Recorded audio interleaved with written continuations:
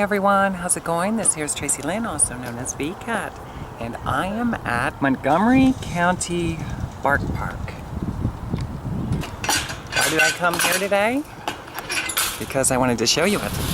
The landscape to one of the most memorable moments of my life since coming out here to Dayton, Ohio, living in the household I did at Huber Heights. When I originally came out here to Dayton, it was due to circumstances. Number one, the school system never taught me about personal identity, nor did the doctors that I've seen over the years of my childhood. My parents weren't aware. There was a lot of mental disturbance within myself from falling into agreement with things that were promoted on television, on the radio, people's music, television shows, movies, you name it. My mind was a carrier of a mass confusion, and someday hopefully I'll get to explain more of the details of that. With that being said, I also faced an immense amount of police harassment, humility, and what I would call brutality.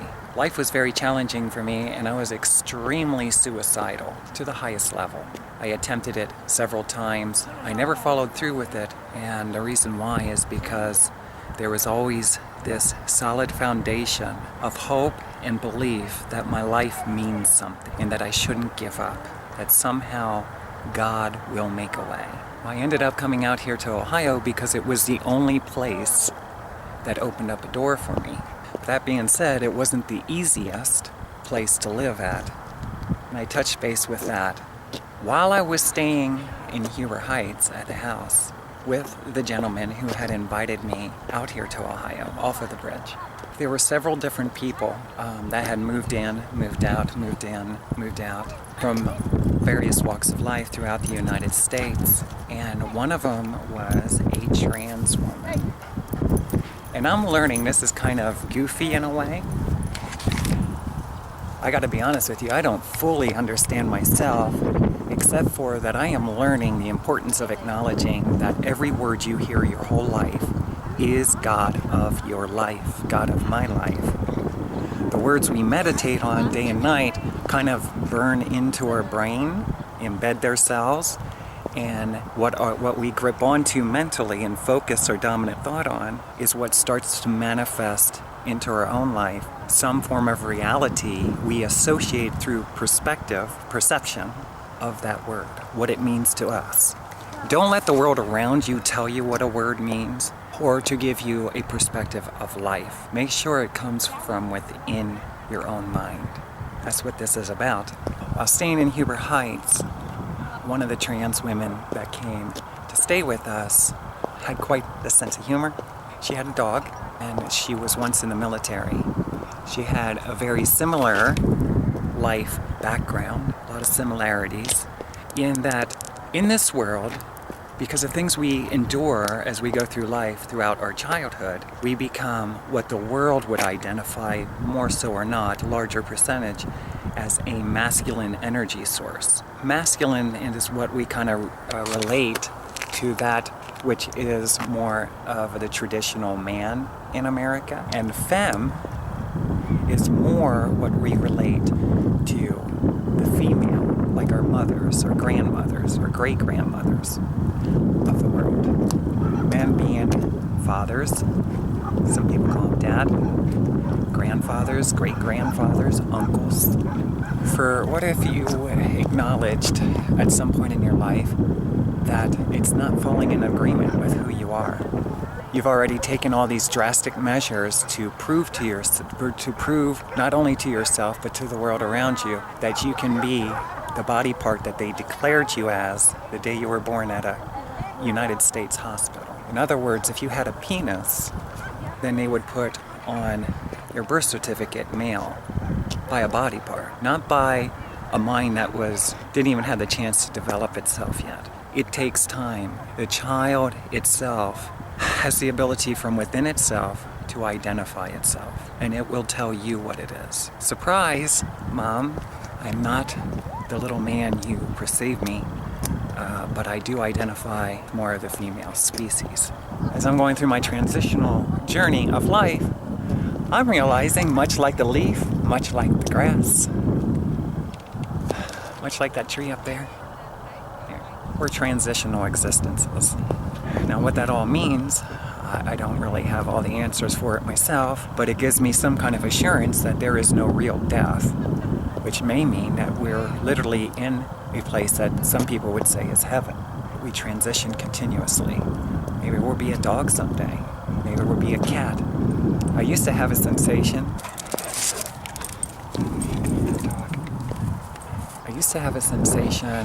That I was once an Indian girl. And then after an Indian girl, I became a wolf. And of course, I was declared to be a boy, to become a man. And then I, acknowledged through a lot of personal evaluation and reading the Holy Bible, that the truth of the matter is that I identify as female, and it is a sin against my own self if I were to continue on the journey of life trying to be something that I am not, that I do not identify with. Okay, I don't identify with the body part that somebody told me this is what a male has. In my opinion, that is lies. It's more of a psychological. We're in a mental journey. The body is what we use like a vehicle in a car to transport ourselves as we go through life. But in the mind holds all the answers. And this was learned while reading the Holy Bible for me, that in heaven there is no male or female. But in my opinion, there is a name that God has given you, a name with meaning, a name that draws you into a beautiful life. And I would love to explain that sometime. Be careful of the name that you choose when using a user account like Facebook or a social media page. You go on the internet and you decide to use a username rather than your birth name or whatever you on your legal documents. Can I tell you that some of me says legal documentation and the way that the world has been developed in our country is to keep us in a mental bondage, kind of like a physical prison. Now, what the real answers are, I don't really know, to be honest with you, but something tells me that we can, as we go through life transitional existences, we can transition names as well. If you ever met people, some of them have identified several different personalities within themselves, and they give each personality a different name. What do you think of that? What do we do about something like that? When we live in a world where we're supposed to be given a name at birth, it goes on our birth certificate and every legal documentation that we have, along with the number they had given us, assigned us, and most likely probably put a chip in the humans as well. And why do you think a chip is there? Do you think it's because they care about us? Or do you think they just want to monitor us? There's all kinds of reasons that could be, right? With that being said, in and at the time, because of everything I endured as an adult entertainer, a lot of that came from my personal acceptance. And what that is when we're born into the world, our five senses, look up the human five senses. Some say we have a sixth sense. We form, most likely, a personality of some sort. We form our likes and we acknowledge dislikes. And a lot of times our likes and dislikes are influenced by the others around us. Will they approve of me? Will they accept me? When I go to school, when I hang out with the kids, shall I join the baseball team, the football team? I want to be a cheerleader, but I'm a boy, so therefore I should be on the football team, maybe. That's an example. And this continues on. With a lot of the struggle that I went through, I ended up resorting to being an adult entertainer. And I gotta admit, there's a lot of things that I did like about it. But I also realized that in our country, the people we think are leaders, they're in positions. Can I tell you that these people are in positions that they can sign bills and laws that are either in favor of freedom of life, not for the generalized population, for the freedom of life, or they can literally write laws in favor of enslavement and leading people more to a death-like life experience. Acknowledging what I've acknowledged through my transitional journey, most of this information that I have learned and shared on my YouTube channel was probably more so or not offered in our country centuries ago. So, being an adult entertainer, I learned how corrupted one of the laws are, and that is they insist that prostitution is somebody who is willing to do sex acts in exchange for finances, money, monetary. And I'm here to tell you that that's BS. And the law needs to be removed because it's not in alignment with the Book of Truth, which is considered to be the Holy Bible. In the fact that any time that a human being steers away from the heart that God has created in humanity for each individual, yes, human being. Prostitution is when you do anything against your own heart. And it's not up to another person to penalize you. Let he or she who goes without sin cast the first stone. Did you ever hear that? It's in the Holy Bible. Tell your law enforcement that. Make sure you have an amazing attorney with you if you do that. Because you'll find out more so or not, like what happened to me, the police officers put the money in your hand and then they say that you had made an agreement to exchange sex for money. And the truth is, in my situation, no, I didn't. Well, guess what? Years later, Tracilyn will continuously remind you that York County Police Station in Pennsylvania is corrupted. Why didn't they give me a social worker if they were so concerned about me? Well, I'm here to tell you they're not concerned. They don't look at people like Tracilyn, survivors of the world, exercising her right to live without having to be in any specific bondage, as scum. Okay? They'll show you an image of a prostitution of a woman or somebody who's had quite the life and has fallen on extremely hard times. They might even ugly that person up and snap a picture and say, now that's a prostitute. And I'm here to tell you, the real prostitute is when you turn on television and you hear a political leader speak. People who sign bills, knowing better, who sign laws knowing better. These are your prostitutes. Look in the mirror and you'll find out that you're a prostitute too. And I'm a prostitute, but for different reasons. And a lot of that reason is psychologically unannounced or known to ourselves until later years in life. And that is what people of the earth prefer, is that you miss out on living a beautiful, fulfilled life, of doing the things that you desire while you're here in this human form. When I came out here, I had already met a lot of people in the trans community and the adult entertainment industry, what they would call it, entertainment industry. And can I tell you, my heart was really for the transsexual female specifically community, that, and adult entertainers as well, especially the girls. That's where my heart was. In the fact that they had made a decision at some point, or acknowledgement. They had made an acknowledgement at some point that they identify as a female, but were told different. And therefore they lived that whole worldly life in pain and suffering, and it came to the point where they accepted, or they acknowledged, that they identify as female. Once they did that, they knew inside they had no other choice. They have to take the transitional journey into becoming the female inside of their head, their idea of a female, the person they really want to be. Which, guess what? I don't want to hurt your feelings or anybody's feelings or upset anybody, but most people, if they really understood and if they really knew, they'd want to be the femme energy. It's the beautiful place of love. Some people will say the difference between masculine energy is more beastly, and I'm talking high levels of masculinity, very beastly, which could be more relative to what is considered to be our sinful nature. The femme spirit, which is pretty much intelligence knowing better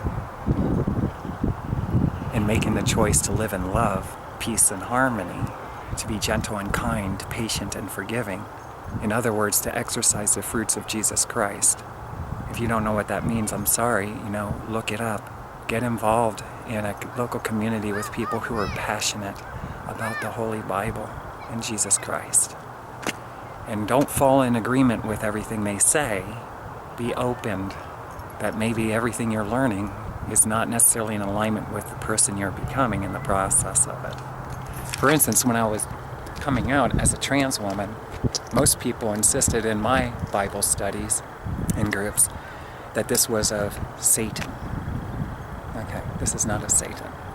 This is somebody who fell deeply in love with the Holy Bible, Jesus Christ, life, and self. And can I tell you, Satan doesn't like that. You do, nor do a Satanist and beastly people. Beastly people can't stand it.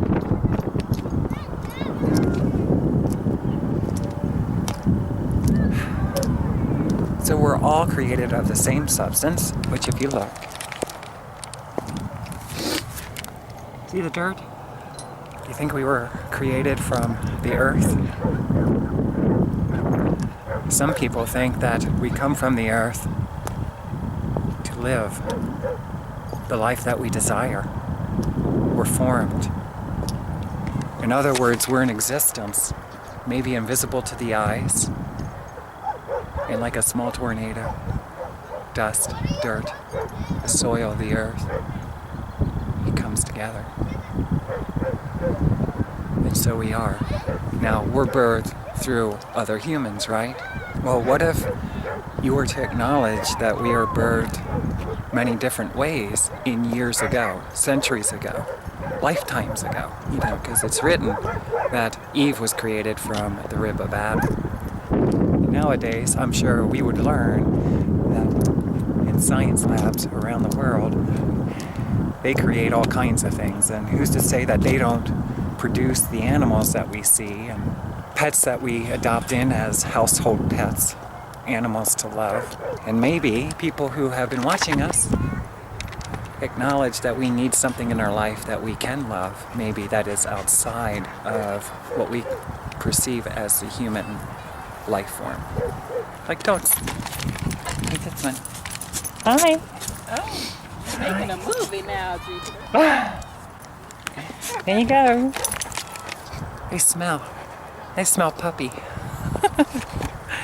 So, kitty cats, same thing. Do you think cats in nature would have ever stood a chance? Or do you think they were adopted in and became as a means to offer a gift of life, maybe to children that other people were watching to love? Let's create something of a life form that is small, easy to take care of, will love the human being back. We only know what we've been taught, and I tell you, if you get the chance, pick up a Holy Bible somewhere that you feel you can trust is as genuine as can be, and take time to read it and surrender to your own honesty. The sooner, in my opinion, you do that part, the sooner you can get on your real life journey experience of becoming the person that God knows that you can be and most likely created you for, which is very much like Jesus Christ, similar in many ways. But you might not just be walking around the earth, like some would say, and speaking. It may be that you're a worship leader. It may be that you're a political leader. It may be that you're a nurse or a doctor. It might be that you're a veterinarian. Maybe you want to be a store clerk. Or maybe you want the old hardware stores to come back. Maybe you have ideas of things that once were, and where are they now? It's not that we sold out, it's that we've been taken advantage of, can I tell you that? And the technology we have in our own presence is nothing like the technology in the presence of people that if you met them, it would drive you nuts, insane, to know that somehow these people have the means to mess up the lives of masses of people. And then you ask yourself, why doesn't the United States of America's military do something about this? Why doesn't the Trump family do something about this? Well, maybe the Trump family in the United States of America military is in on it. Maybe the real military leaders are in you.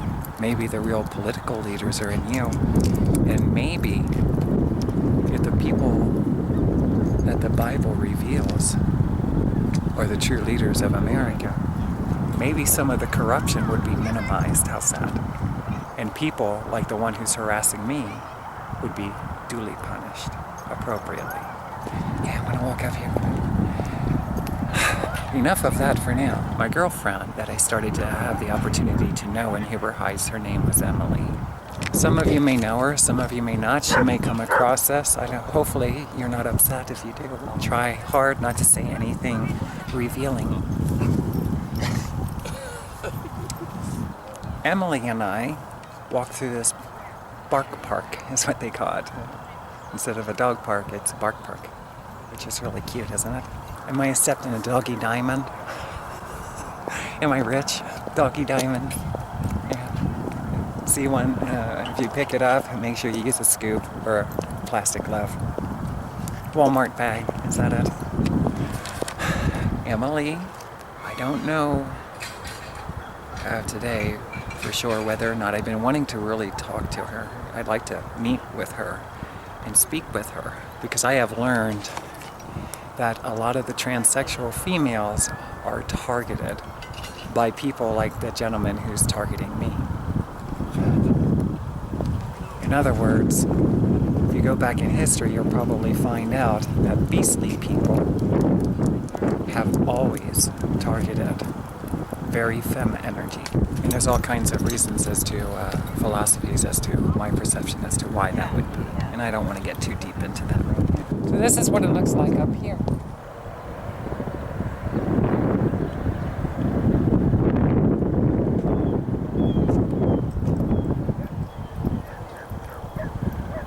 When I came out, because my psychologist wasn't quick-witted enough to diagnose me with one of the greatest symptoms of thinking you're different than everybody else, is major depression.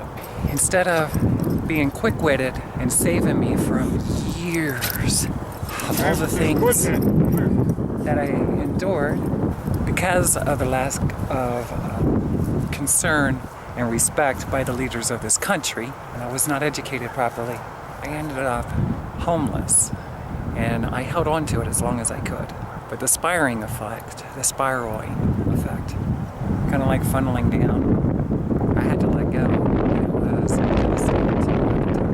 The most devastating thing, one of the most devastating things I went through in the process of doing that, which was having to find my dog.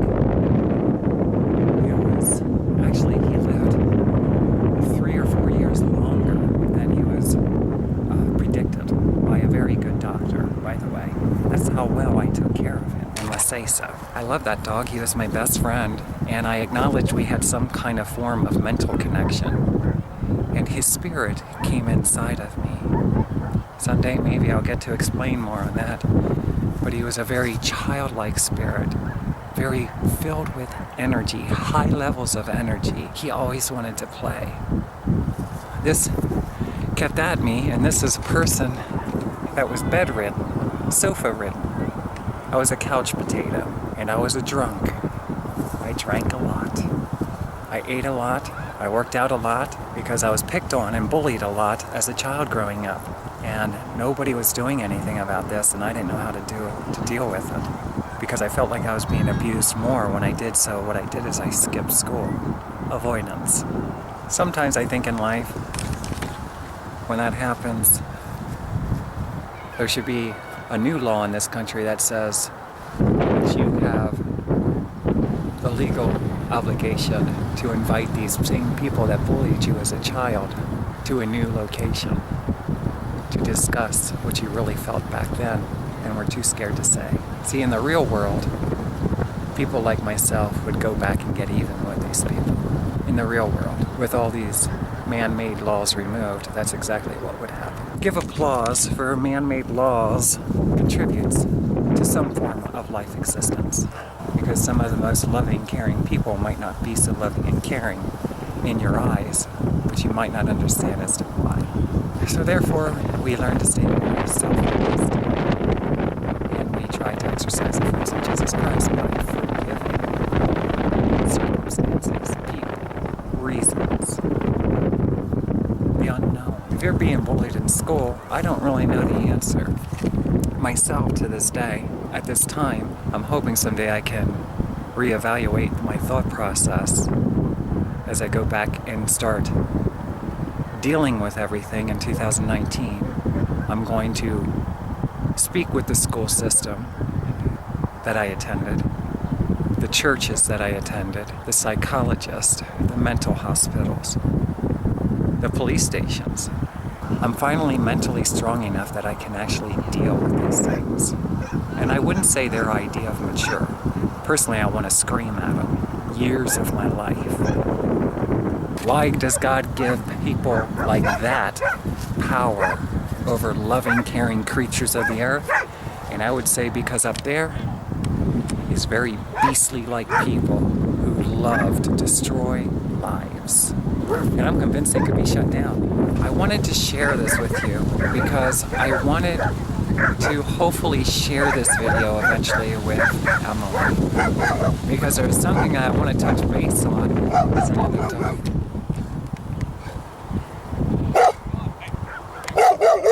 There's something that I really want to touch base on today as I walk through Huber Heights. And that's, for now, a very memorable moment happened here with me and Emily. She had a dog. She used to be in the military. I don't know how long it was that she came out and was living her life as a female. But she was staying in the room across from me. And I really took a liking to her for many various reasons. It was challenging for me to get along with others because the relationships were not introduced into my life in a manner that I am growing to acknowledge is strongly important, which is seeding into our heart's desires, our passions in life. And I'll explain that too probably next year while I'm looking for a new apartment. I'm finally going to move out of Dayton, Ohio, stepping with my right foot in the right direction. At this time I was lost and confused. It was cold out, like it is kind of now. We were here at night, and if I'm not mistaken, the moon was shining. And she was talking about her desire to move back to the state of Oregon. And she wanted to help the transsexual female community. A lot of my heart's passion when I came out here, because of the things I endured, were to have a home ministry that aids and helps transsexual females specifically. And I've explained before that my heart was more because of what it is that I endured. I think that what it ends up happening in a lot of situations is the things that we go through and endure, we start having a determination from within that somehow we're going to go back and more or less help ourselves by aiding people we acknowledge have a similar trait that played a crucial role in our life going through the obstacles and challenges that we did endure. If we survive, we can get through this. We're determined somehow, some way, this is not going to happen to others anymore, or at least we're going to help a few other people, maybe one other person. Well, this is where a conversation happened with Emily and I.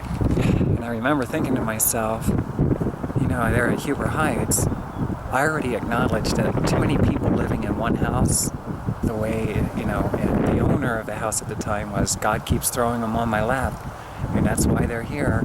And I understood all that, but something inside of me told me, this is not the way that I want to go about life. I don't want it. To me, it's more like it was almost more like a prison, jailhouse kind of setup. That's what it felt like. It felt more like a prison situation than it did in the manner that I was hoping to achieve. With that being said, see all the field? While her dog ran around the property, she was telling me of her desire that someday she wants to buy a lot of land, meaning acres and acres of land, in Oregon, back where she's from, and she wants to put a lot of small houses and create a community for people housing. That was one of her desires. The thing is, very similar in our conversation that she was speaking, it was almost a reflection of what I was thinking. Though my desire wasn't to move to Oregon, and though my desire wasn't necessarily, maybe most likely exactly like hers, there was a lot of similarities in the fact that I knew that as I'm doing my music, number one, I wanted to share my life story. Done it. I wrote songs about my life journey. I was convinced that God was asking me to do this. Did it. I wanted to experience the recording process with others, form a rock and roll ministry. That raised awareness for the trans community. And not only did that, but was an opportunity for me to express my love and joy for the Holy Bible and Jesus Christ. Well, some of that's all being done now. What I've realized through the process of it is a small percentage of what I really desired came to be about, but more so or not, I acknowledge that minus a few things, the greatest blessing was in my deepest desires not all being fulfilled. That makes sense? When I get into the car, I'll explain more. I'm going to go walk up here quick. If you have any questions about that, you can always send me an email, because I might pick it up at a later date. Here at the top of the mountain, we were laughing, we were talking. Can I tell you, we were getting stoned. Okay, it felt good to be up here with the moon shining. It was very intimate. We were laughing, the dog was running around the park, and she opened up. She was enthusiastic, and she was excited about even the thought that was in her head of somehow coming into acres and lots of land to develop a community. Can I tell you something? I too wanted something like that, but I yet have not really figured out, do I want it to be a building? Do I want it to be multiple houses? Do I want it to be an enormous house? Well, can I tell you, those details are coming together, and I'll speak about it here in a little bit. There's many different ways of going about things, but the one thing was clear. Emily and I had similar hearts, passion, desire, hope. How you doing? Is your dog friendly? Yes, yes. Okay. You want to come in?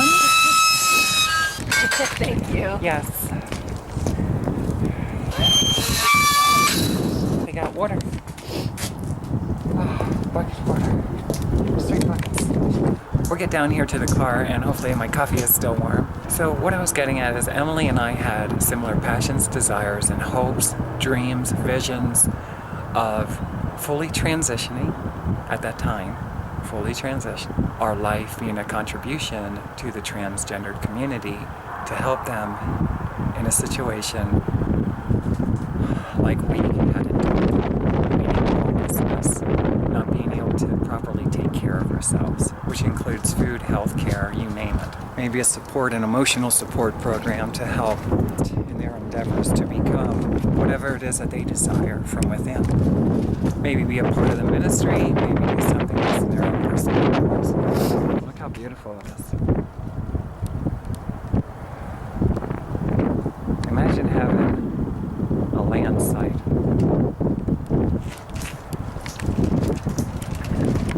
And a serious, friendly team of people.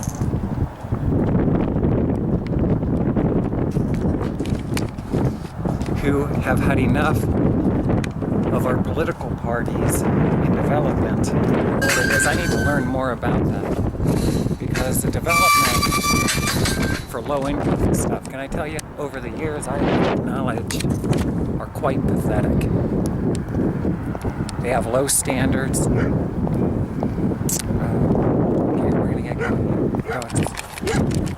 Hi. Okay, this is Tracilyn signing off. Check it out one last time. Emily, if you see this, you want to see the rest of this video when I can talk when I'm warm. Here and here.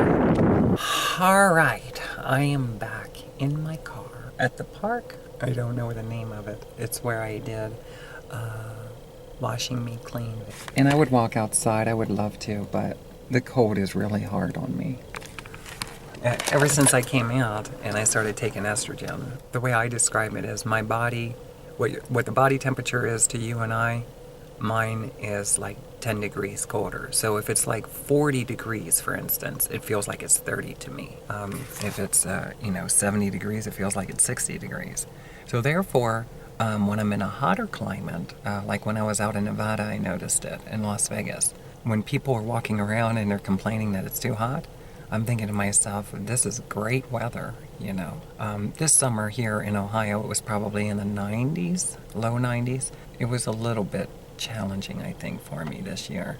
And it might have been a mixture with the humidity, I think, was really high, if I'm not mistaken. So a combination, I guess, of humidity and temperature makes a huge difference, right?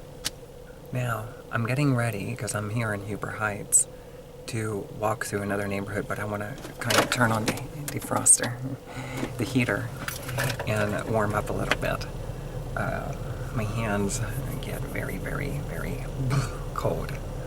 So when I was staying over at the Huber Heights house, I noticed a lot of things that I was thinking were relative in the household conversations with the other girls. And can I tell you, because I went through my whole life in struggling with wearing women, okay, I was told to be a boy, so I have to become a man, right? That means job occupation.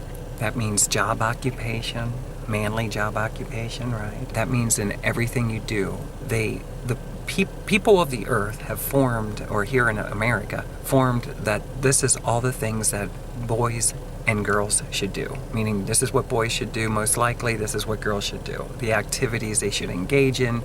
For instance, when I was a kid, I wanted to be in brownies, but I had to be a part of the Cub Scouts if I was going to go. And I think, if I'm not mistaken, I went one time and I didn't want to go. I was hurt because I wanted to be in the brownies. And if I'm not mistaken, I'm not 100% sure, but I don't want to use my mind power for that, but I think my mother told me that brownies was for girls.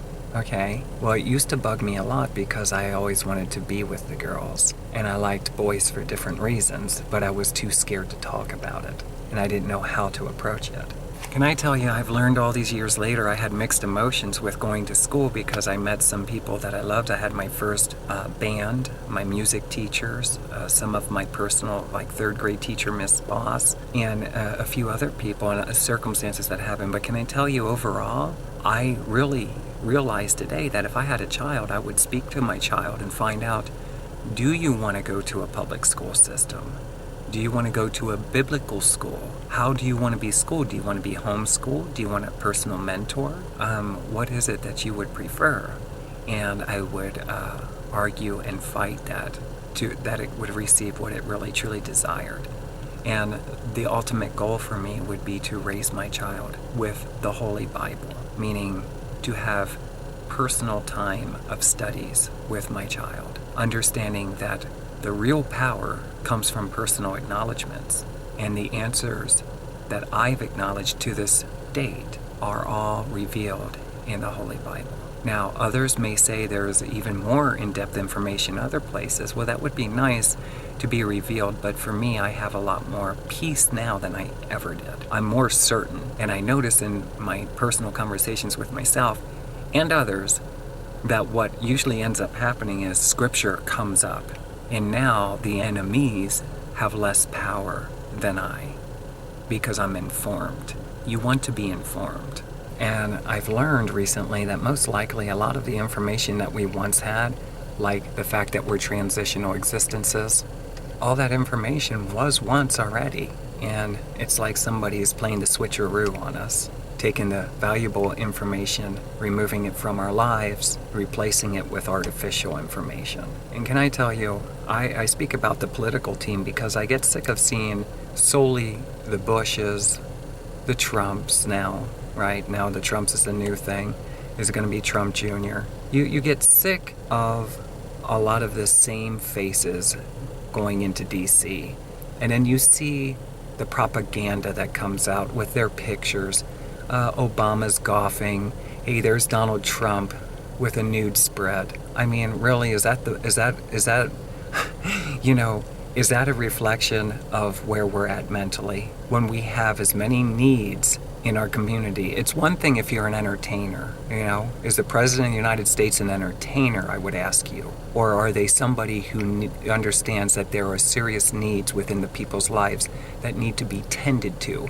And rather than doing a portfolio while in Washington, D.C., they're actually seeing to it like things like roadways get paved, that homes get established in a manner that are caring and loving towards our community of people who aren't in need. They're born with the right to live life, and they're born with the right to entitlement to all the possessions of the earth, because it all belongs to God and the human race to share, not to enslave, manipulate, and abuse others.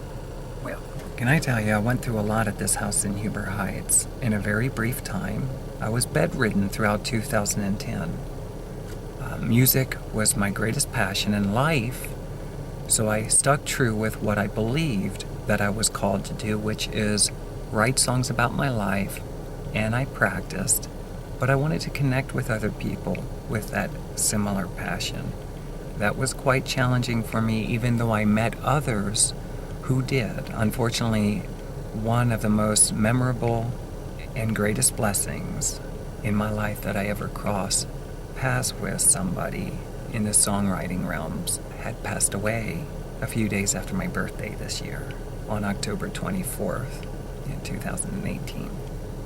And when Emily came to stay for a very brief time, it was a season of time where there were people in, people out, people in, people out, people in, people out of the house. It has been described, and I would fall into agreement with the fact that, or acknowledge the fact that it was more of like a quicksand environment. There was no real foundation and reasoning for the home to be there, except for invite in whoever needs a place to stay and lash it out while they're there. And in my opinion, I have learned that is improper way of handling anything. If you want longevity of something, you want it to last and endure even the hardships that come along with having a home, establishing relationships and stuff, then things need to be handled much, much differently. I'm convinced after all this time of personal evaluation that I've come up with a sensible understanding of how I am going to handle it. And I hope in the years to come that I can show myself as being somebody who has become very intelligent from enduring circumstances like that occurred at Huber Heights. While Emily was there, we connected briefly in spurts. And I knew that at that time, she was proclaiming that she identified as a transsexual female, and she wanted to help the trans community, at least the trans community. I don't want to put words into her mouth. At least the trans community. She wanted to establish housing on acres of land so that there was a community, but she understood that we needed our own space, which is what I've come to realize now is we need our own headspace. And I will emphasize and explain and expand on that at some point in time. But in order to become, space is very crucial. And it depends on who you are, how much space you require. We're all uniquely different. So homes need to be specifically tailored for ourselves. And it's very unfortunate with the way that people of the earth have abused the means that they have to abuse. It's made it quite challenging for other people who understand these things but live in a monetary system where you cannot get your hands on anything. In other words, I understand I'm a creator. I've been made just like God and in God's image.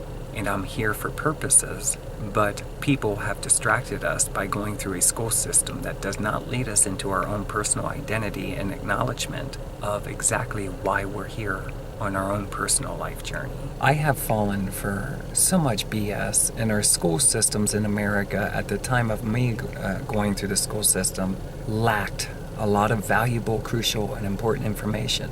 I was just watching television today, and someday I'll turn it on for you. I know where different places I can go and turn on the television and flick through the channels. I want to challenge you to something. I was just at the Huber Heights emergency room today because I needed to get blood work. So I needed to have blood drawn. While I was there, I was in the waiting room and I decided for the first time in a long time to walk up to the television they had hanging in the corner and flick through the channels. And can I tell you, I try to be respectful and mindful of the fact that we're all here on a life journey and we're all at different places mentally. But can I tell you, this is somebody that starting in the late 90s, I started to withdraw from television. In the 2000s, by 2000, I started to withdraw more so or not from the radio. I very seldom will watch television or listen to the radio anymore. Once in a while, I'll buzz through just to see where the time zone is at, if you will. And I was flicking through the television. What I'm getting at is, if you ever withdraw from television and radio if you could do it, could you do it for 5 or 10 years? Could you do it longer than that? And then one day walk up to a television and start flicking through the channels. You will realize how you've matured much differently than you once did while you were consuming the data that's input through the television and radio, the resources of applying your 2 senses. Is that it? Your hearing, your eyes. You can't touch them, because that's a third, right? Can't smell, they don't have smell TV yet. What about taste? You think it's coming soon? Be careful, because much like they say you are what you eat when we eat food, be mindful of how it digests through your body. Some things don't digest too easily, does it? And other things, they digest very quickly. Some people believe that food is more of an energy resource so that we can use our physical body to achieve what it is that we're setting out to do in that moment of time. Kind of like recharging a battery, for a cell phone or for your camera. And the most natural resources that come from the earth is what's best for us. And some people believe it's because we, as a human race, come from the earth, like all the living come from the earth.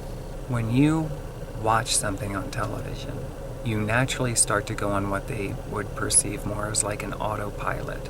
And the data through your 2 senses starts to be an intake into you, and you start to become like that which you are subject to watching to and listening to.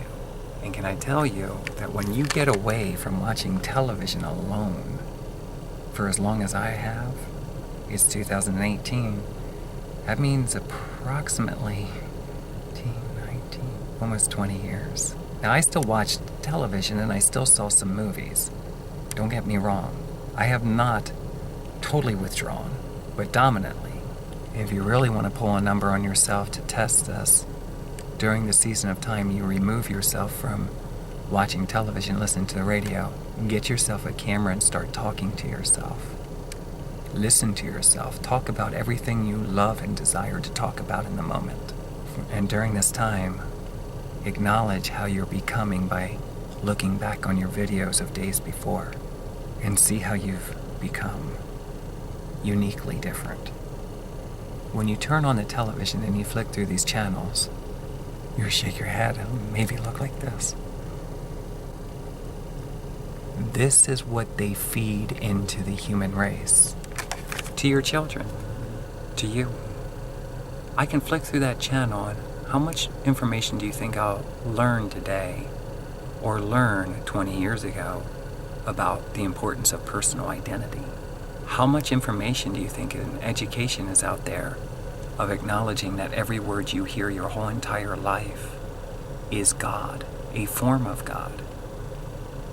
And by the way, you too are a form of God, a human form of God. And every word inside of your head that you fall in agreement with is your dominant belief system, which forms your whole entire life journey, witnessing.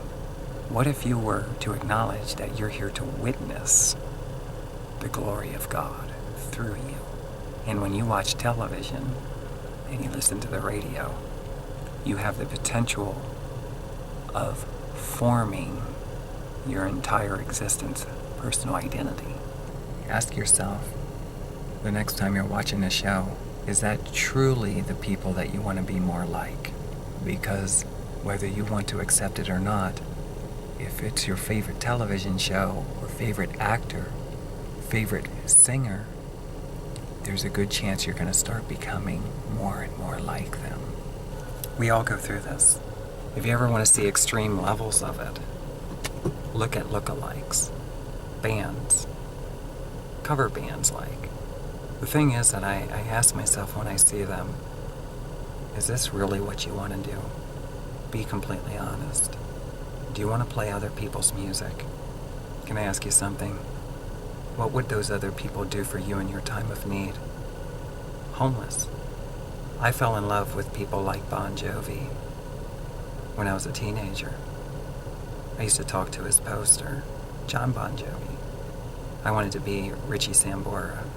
Can I tell you, during one of the worst times of my life, I met Bon Jovi face to face. And I wasn't embarrassed, but I acknowledged that something was uniquely up. I have learned through life challenges that the people in music industry, more so than not, are a bunch of selfish, egotistic pieces of you-know-what. In your personal life circumstances, they're right about it. Right. Without your approval. Most likely, you don't want to be like the people that you're emulating and imitating. Most likely. I don't want to say as to yes or no, but I've learned in reading the Holy Bible that it revealed to me that I uniquely want to accept the person that God has created me to be, the real God of every single thing in the whole entire existence and beyond. And I realize that similar things, even greater in many circumstances, could not only be done to me, but through me. I also realize that in order to become, you need a safe home, a safe place to stay, long term. It should be in writing. You need food, the healthiest you can get your hands on. You need health care, because you need to take care of yourself. And you need to surrender to honesty with anything you want to take care of. You need to be familiar with the things in life you love, all of your heart's passions, and even to the detail. If you don't like your personal name, then ask God, not man. Ask God to give you a new name. Chances are it's going to be something with a lot of meaning to you. And once it does, that's your entrance door into the kingdom of heaven. That's the name God has given you, which is the form of God, specifically for you to focus all of your attention on. And can I tell you, God already knows the name for you. It's written in Scripture. God wants you to acknowledge it. Then God wants you to fall in love with it. God wants you to allow it to reveal to you your own personal truth. And when you stay focused on that name, it will guide you, so long as you choose to live in the fruits of the Spirit, which is Jesus Christ in you. It's already there.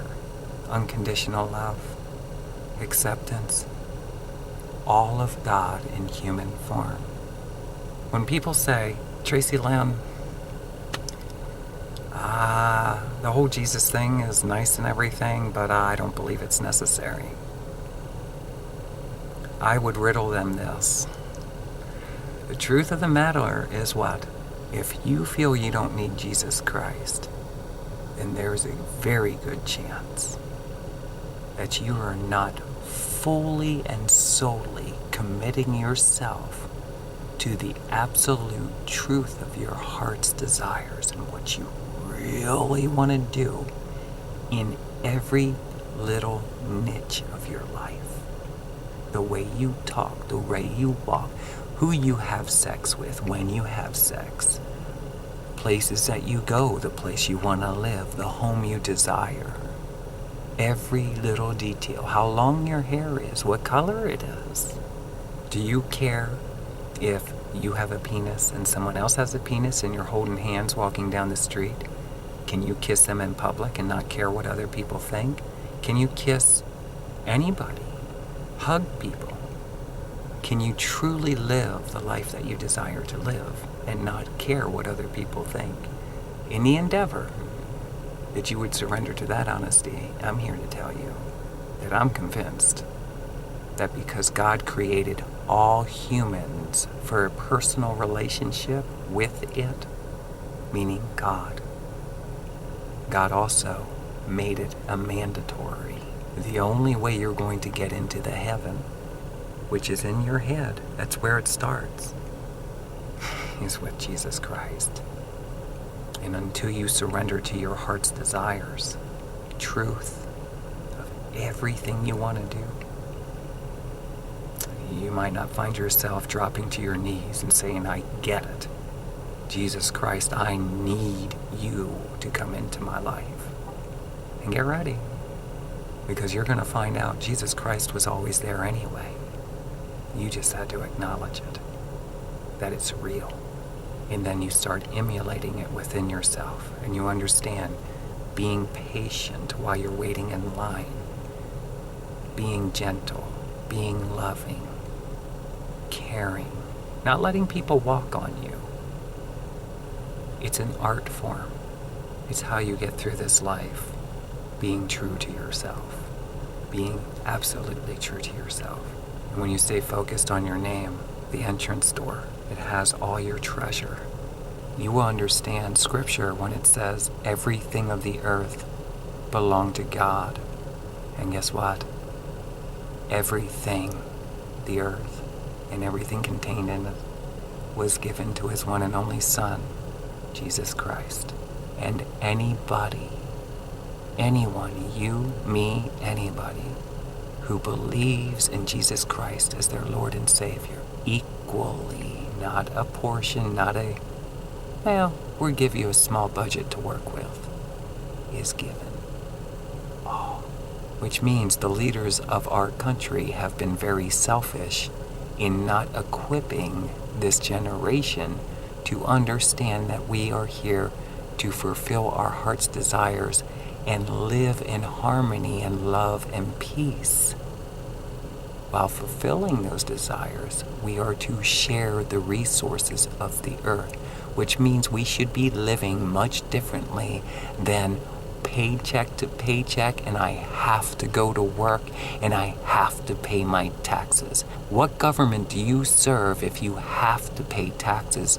Is it God's government, considering everything belongs to God? Why would God ask you to pay anything? Exactly. Does a bird pay to jump into a pond and drink from it? Does a frog pay to leap from lily pad to lily pad? Where did that come from? It's a mild sense of humor, maybe for a small percentage of people of the earth.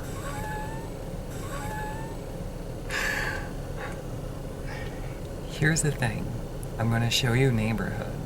When I came out here to Huber Heights, I was realizing, as I become to acknowledge, we're being monitored via satellite, and most likely there's either a chip that's been placed in here in 2009, or back here on my head, there is a bump that has been there ever since my childhood, which might mean there is some kind of chip implant in my head. Now, I have not yet met a doctor that I can really speak to in depth details about this, that has other means of seeing if this stuff is inside of me. I'm convinced it's a chip.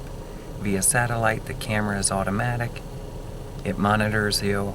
It might even record your whole entire life existence. Maybe only a small percentage of people, but I'm convinced that's what the Social Security number stands for.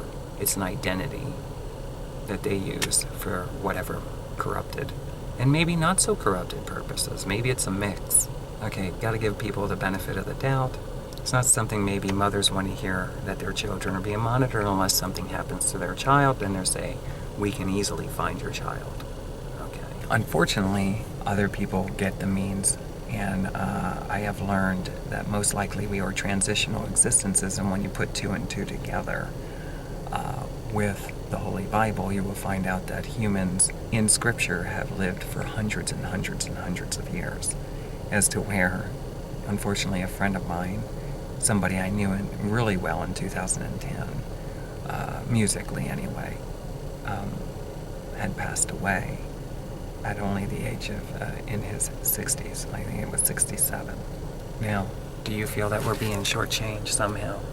It could be that these people have the means to target the humans with the chips and start or ignite an early transitional life experience. So instead of living 900 years, you live 90 years. Unfortunately, some people only live to be 40 or 50. I'm convinced that when people don't fit in the mold, the artificial mold that has been created for Americans to live, you might find them as being more of a self-employed, adult entertainment, musicians, recording artists, speakers, when it is acknowledged that people like this are existing and they are making way in a very healthy life, that they will do anything from passing laws, false accusations and arrest, you name it. They would do everything they can, including targeting the person's mind and leading them astray. I believe a lot of people get led through mental thought manipulation to places like Los Angeles, Las Vegas, Nashville, New York City, and abroad in attempts to separate people into a lonely spot and who knows what. But think about the people who end up dead, jumping off bridges, committing suicide, murdered, homeless on the streets, sex slavery, right? Slavery, work slavery, you name it, transported overseas to other countries, gone missing. But don't think that that's not somebody who has the means to watch your children via satellite and manipulate their thoughts to get them to do things.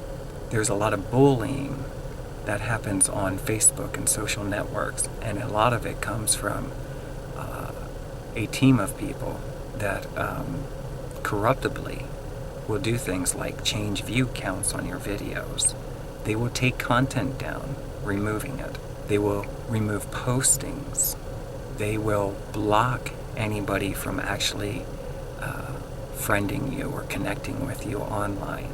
If you have people on your social network that are very important, crucial roles in your life, or just a connection of somebody, of potentials that may have a lot to do with possibilities of future life endeavors, they will remove these people from your social networks. Connectivity. Messages, personal messages, removed. Okay? This is all an attempt to keep you separate from forming your own spiritual family. It's really a mental family. People who accept you for who you are. These are your brothers and your sisters and your mothers and your uncles. That's your real family. When you see, that's why it's important for us as a human race. Right now, I don't know where else to get the valuable information. I'm sure it's here somewhere on this earth, but I can testify, and I see I have witnessed the Holy Bible, the Scripture. The book of life is what they call it. And what that has done for me is reading the Bible and me surrendering to the truth has brought me into the place that now, as I'm in the world, okay, and God says we're in the world, but we don't have to be a part of it, meaning its ways. That's what God is referring to, in my opinion, very strongly. Our ways are similar, says Tracilyn, who is a child of God. Okay? The result of an encounter of the Spirit of Jesus Christ awakening inside of my mind. And the bottom line is, once you become people who love you and accept you, boy, girl, whatever, you want to be a kitty cat, that's your family. They love you just the way you are. They wouldn't have it any other way. And some people are okay, you can change again if you want to. We're transitional existences. We're always in transition. One word, for instance, you ever have a passenger with you and they said, not this stop sign, the next stop sign, turn left. No, turn right here. Turn right. Did you ever do that? Well, guess what? Turn right, 2 words. Don't you submit to it? Or do you miss the turn? And we turn the car around. Well, guess what? 2 words got you to turn the car around. 2 words got you to hurry up and hit the brake, do a lot of different things. Okay, imagine we're driving down the road and your friend says, no, turn right. What do? Well, there's a lot of different ways. Your hands on the wheel, turning it, right? You might have actually slammed the car down in low, right? You might have hit the brake. There you go. And who knows, you might have ended up in a field. You might have ended up doing a donut in the snow, And then what do you say? Why didn't you tell me it beforehand? When the other person says, well, I didn't know, I couldn't see. Exactly. 1 word, 2 words, 3 words, a sentence can alter your whole life in a moment. What is important that you acknowledge is something I took years before I finally understood. Words can enter into your head because other people have the means electronically, via satellite, to either radio frequency in or through energy transfer, enter in thoughts into your mind. And if you're not aware of this, you'll start to fall into an agreement with a false sense that this is what you're thinking is best. For instance, the truth of you knows, up here I always turn right, but it's in your head to turn left. Why is it in my head to turn left? I know I turn right. Exactly. That is what is perceived as the enemy, outside influence, who is beaming your head with a thought to grip onto. If you accept it as true information, turn left. Well, that turn left, who knows where it's leading you, but it's not leading you to the right places that you were heading already. This happens a lot of times in music. Guitar players, singers, bass players, drummers, we love the gift of music, okay? For whatever reason, we began to master our instrument, whether it's singing or multiple things. Piano players, keyboard players, horn players. Something influenced us that way. Well, I'll tell you something, which made me, I couldn't believe it. I heard Sammy Hagar on a YouTube video, and his exact comments were, all the best songwriters live in Nashville. Now, I would like to find that video and make sure he said all the best songwriters, or if he said the best or the very best. Let me ask you something. Does it matter? It's Sammy Hagar. This is a guy, a singer, a very good-looking one, who can play guitar, he can perform. He was on my TV. Live concert. It was big. There was thousands of people there. He's on my radio. I love his song. I can't drive 55. I'm doing 80 miles an hour when I'm listening to it. I can drive 55 and more, Sammy. Well, guess what? Now, I didn't fall in agreement with I can't drive 55, did I? Because you usually go in the reverse. You usually end up going way faster, laughing as you're singing I Can't Drive 55, thinking if Sammy Hagar was with me, he'd be having a lot of fun. Looks to me like we should stay out of LA, maybe, I say that here in Ohio because they raised the speed limit finally to a reasonable speed limit, in my opinion, to 70 miles an hour. With that being said, I'm not quoting Sammy Hagar, but I just saw the video recently, and can I tell you that it upset me for this reason.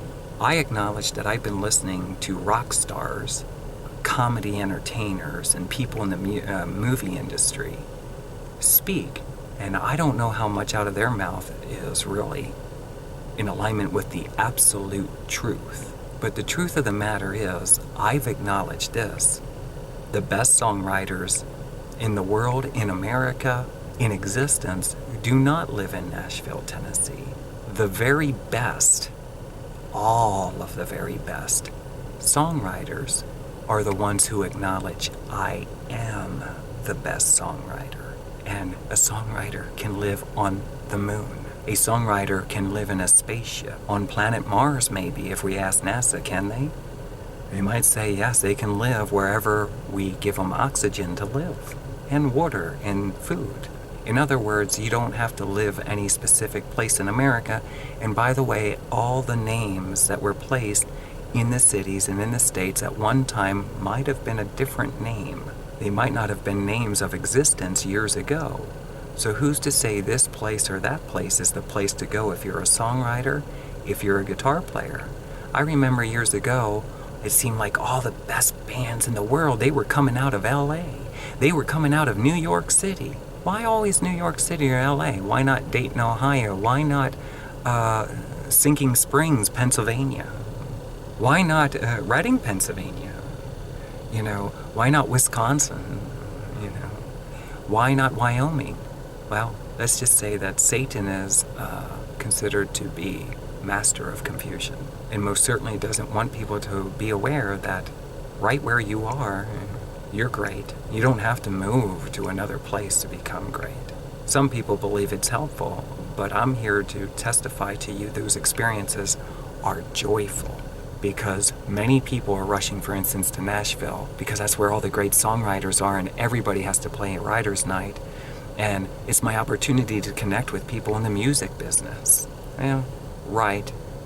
But most likely, not all the time, most likely, it's a whole lot of other songwriters who are going down there with hopes and dreams. And they start realizing, some may say to you, it's really not all it's cracked up to be. And others, like myself, will tell you, if you go there for the Nashville experience, go there for the real reasons within inside of you. Ask yourself, why do I really want to go? Because the truth of the matter is, Nashville is a beautiful place to visit. And the people are very, very friendly in Tennessee. And a lot of it is the mindset that people have when they enter into Nashville with their hopes and dreams. But let me tell you, I've met a lot of people that went to Nashville, left Nashville, very disappointed. Okay? And I'm somebody who went to Nashville not disappointed. The only reason, you know why I was disappointed? Because I wanted to live in Nashville. Why?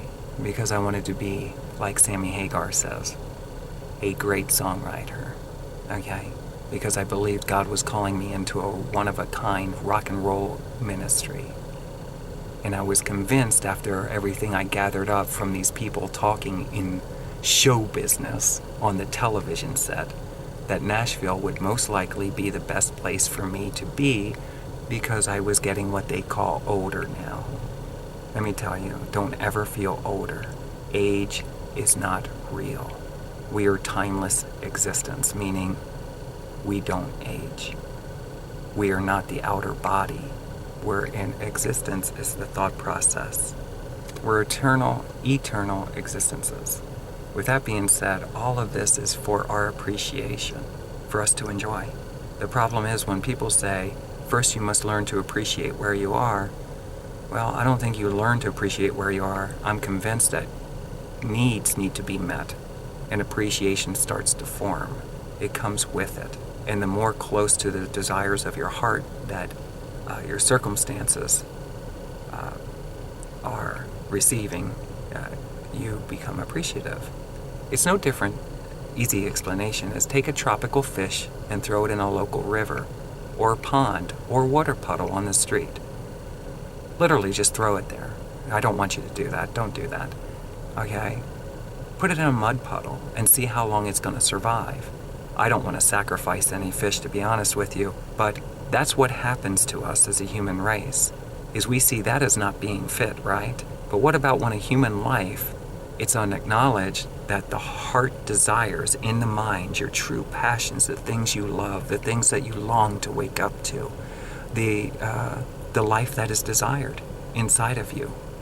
Our teachers are supposed to be guiding us to fulfilling these heart's desires. And some of us are like tropical fish, and we're living in mud puddles. And some of us, what, are people of land that would rather be by water, or people who are in the desert and they would rather be in the mountains. Okay, and it goes even deeper than that. And community. Let me ask you something. If you're very energetic and enthusiastic, and you love to travel, and you love music, and you love activities that include like outdoors, like riding bicycle, or walking, hiking, maybe hanging out at picnic areas, and just the outdoors in general, can I ask you something? Why would you want to connect with people that just want to sit around all day on the couch or chair, reading a newspaper? If you're not careful, you're listening to people speaking on the television set, telling you God did give you people, now learn to get along with them. These are people that need to be sued. Sue the people who are saying this on television. It is not just. God did not give you people. Circumstances occurred, all psychological. It's psychological. We're in a mental war since the day you're born. And what we don't realize is people are attacking our brains. How are they doing it? Well, this is a good question. I say I have evidence that there is white lights that shoot from outer space, which would mean satellite, that was put there by somebody, probably other than NASA, because what I've realized is this group of people like to show us one thing while they're doing something else. So we don't know who's been going up to outer space and who has made it possible to arm people like the person I met in Nashville, Tennessee, that has been invading my privacy, can even see through my own eyeballs, bank account numbers, whatever passwords I have online, anything I'm doing, anything I'm looking at. They can hear me speak. They can get data to retrieve it from my brain. We're very computer-like. We're like computeroids. Well, this was helpful through our school system that didn't teach us anything about this. Not that I remember. What about you? Now, a lot of things were going through my head. I was witnessing occurrences of things that I spoke about coming through conversations amongst other household members. One of those things was with Emily and her desire to have a housing ministry to help the transsexual community. I don't know if it was LGBT or not for her. For me, it was transsexual female, and I'm kind of certain that's what it was for her too. She wanted to help a lot of the girls. I'm going to show you a few homes right now because I'm disgusted. In 2012, when I came back from a near-death experience in Las Vegas, I almost died on the bridge. I realize now the different possibilities of how I was attacked, and it might have been via laser from a satellite.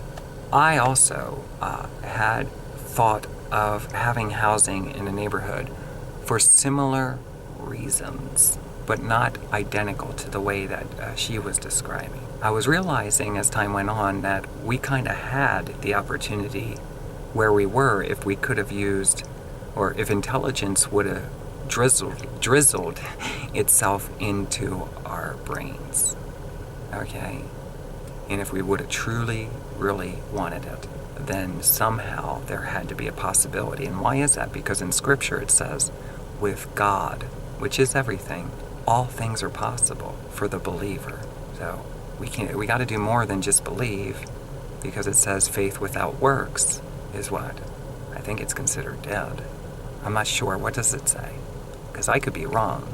In fact, I'm telling you, I might be wrong. What does it say? Faith without works, what?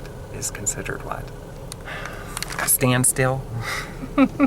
Ain't gonna happen. No can do. Meaning God wants to use our very own bodies and our mouths, our voice, our talents to bring things about for God's purposes. And it's usually in relative for life, for love of humanity, especially. Above all else, God really has it for humans. We gotta switch my data card. Here we go.